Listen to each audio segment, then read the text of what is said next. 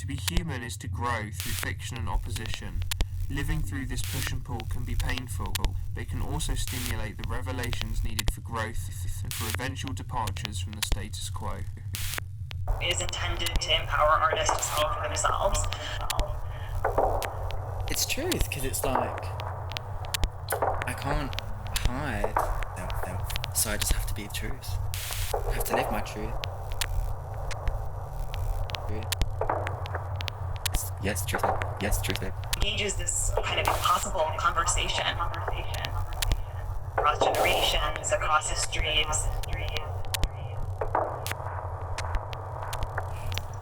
As hard as it is sometimes being a queer body, and then modern change will never happen. Asking for the people who are kind of living in the digital to do that work. It feels expansive, and there's like a fluidity to it, in that I feel like I'm part of something that is forever growing and changing, especially in like the restricted world that we do. Very, very powerful. The ways that we are visible or not in this process and project becomes also part of the conversation and has to be, I would say, handled responsibly. It's even trending in a more negative way, because heterosexuality or norms like to kind of seize or take hold of things. Heterosexuality or norms like that, you know, for example, like bisexuality gets heavily undermined because people just like to assume that if you either being straight or gay, like there's no, and things get minimalized or categorized, and it's on us to enlighten and push forward the kind of more accurate representation of who we are, which is the opposite of confinement and categorizing. Self-identify, and that is an act of empowerment.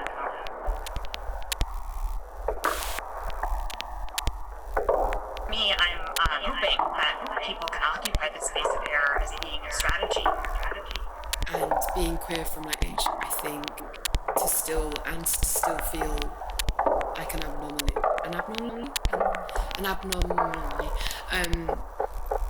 I've always felt comfortable and enjoyed that feeling of being different, and it's amazing to still feel a part of that in my every, to thrive on that.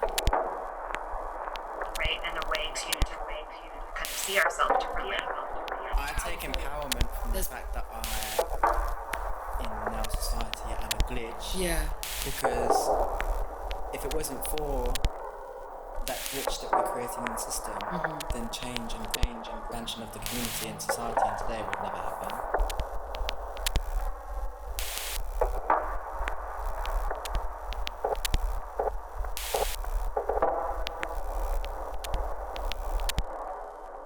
To speak from your lived experience as a site of knowledge. So everything would stay continuously the same. And you can't be strong without struggle. But you can't understand struggle without being, and struggle without being strong. Like there's a whole dynamic within all the things that we would have been punished for or objectified by, or, the fact that I was slightly odd when I was younger, or came out as queer or whatever, and people get attacked for this.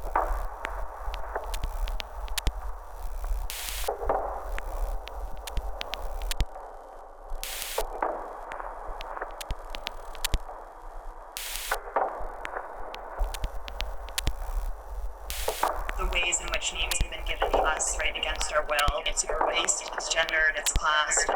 I'm concerned about the language about beauty. So much of beauty is one shaped around the wrong paradigms. Sexist, it's racist, it's homophobic, it's ableist, it's all of those things. It kind of has something different, evolve, we grow, we change it into something else. Whereas people who are normal within kind of constructs that they've created or power and are slave to these constructs, it is very sad. That's and mind-numbing, and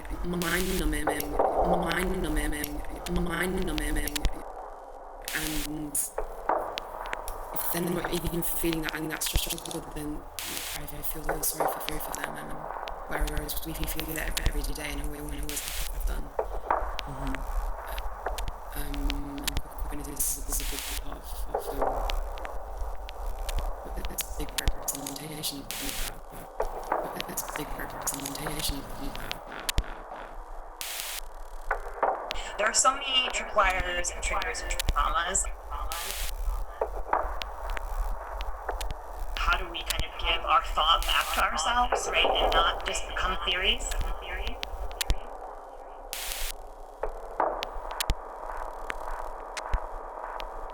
But do you not find that sometimes being a queer person within the queer community is kind of like living in a bubble?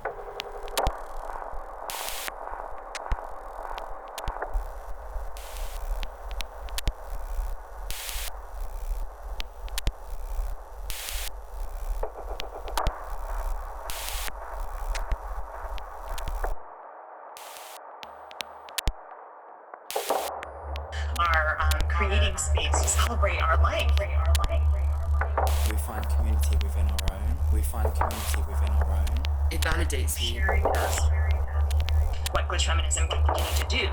We find community within our own. We find comfort with those similar to us. And sometimes I have to like remind myself that when I go outside of that, that people beyond that actually, because I'm constantly in my own community of people that are just like me. Yeah. And I'm like, I guess, absorbed in all of this energy and strong personality like around me. That's like when I'm out of that, and then I realize actually like fuck. There's a whole other side of what I'm experiencing in my life. Imposter syndrome is really a systematic form of oppression in which you're meant to feel excluded, and then feel like you then have to prove yourself or make space for yourself or your community, when in fact it was never really intended for that person to begin with. For the everyday person outside of our community, life is not as it is as we see it. For the folks who looked for themselves in these different spaces, myself included, and couldn't see themselves there. We've created a utopia for ourselves as protection. The burden is then placed on the individual for them to feel like they are not good enough to be in this space. You face it head on. You pick yourself up and you go through the shit. We're more I'm definitely like 100% thankful that I've had the strength in myself to face the norm of society and what it's had to throw against me, because I'm a massive firm believer in through the really hard times and the struggles comes strength and comes lessons to be learned. If it wasn't for all the shit that I've had to go through for being queer, I would never have learned what I've learned, and I wouldn't be the same person I am today. So it's been a struggle and sometimes traumatic. I'm incredibly thankful that I've had to go through that, because it's given me the strength that I need to keep powering through my days. And I think it's the opposite of being privileged, that the queer community, we notice energy shifts much more. I think we're privileged to experience such a strong sense of community, but we're underprivileged that we still aren't fitting into the norm of the everyday person in society. There needs to be more protection, there needs to be more awareness, there needs to be more education to the system normative society. Where that could kind of further discussions about cyberfeminism, active decolonization, the moments where some of our learning has failed. It's trauma, and people don't necessarily want to talk about it because of the trauma. But you need to talk about this stuff, because if you don't talk about your trauma and your experience, and people can't learn. How do you address it if you don't talk about it? Yeah. History can be reshaped. Educate them, integrate like schools. Built on social group.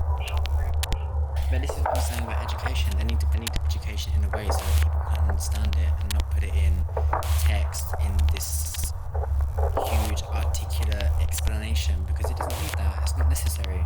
You're like, A revolution could never happen in an institution. You have to go grassroots. I mean, it's not fucking science. We're another body with a queer brain. And queer, we see the world differently, but we see it through open eyes. I have a narrow tunnel vision. I don't see what I want to see. I see everything that's going on, and I embrace it and accept it. I embrace change. I embrace growth. I embrace development.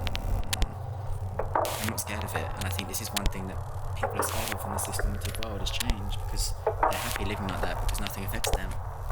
So when people like us come with a glitch, it scares them because they aren't aware of it, and it's a foreign subject to them. Is actively putting that work, that care, that vision into the hands of other folks. Like there's no fluid transition from one community to the other. There's a definite divide in between the people, the cis-normative straight people. Because it's it's education. They aren't aware, and they don't have the knowledge to understand who we are as people. Being maybe in institutional learning spaces that are often very clumsy, that can enact certain types of violences, that engage a pedagogy that conceptualizes ourselves in a way that is so rarefied that we're rendered unrecognizable to who we are. To think about a way where those people can share a table and suss out methodologies and have that be something that is politically informed. It's difficult to integrate within the regular, everyday, cis-normative world, because there's definitely still a barrier between the two. Trying to break existing forms or conventions. New ways to kind of engage with the world's order. I think queer bodies need to be taken a lot more seriously than they are right now, and we need to be protected a lot more. Not just taken advantage of. Yeah, we're seen as targets because, The gay best friends. we're either the gay best friend, we're a novelty, we're like an accessory, but we're not. Yeah. We're not some sort of trend, we're not something that, just hangs on your arm, we're not. It's like a show and tell sometimes. It's like, oh, look at my queer friend, look at them, they're a bit strange. It's like, I'm not a performing monkey, I'm actually a human being. We need to be taken more seriously.